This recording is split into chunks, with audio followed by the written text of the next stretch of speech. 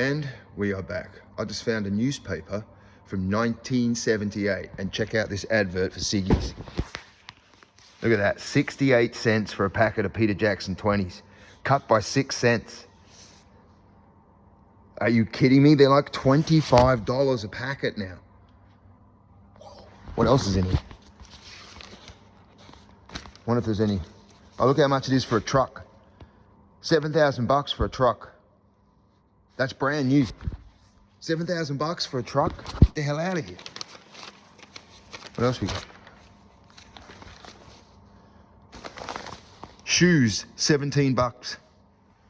Leather sandals, only 2 bucks. Everything's plastic now. It's crazy. Anyway, let's go.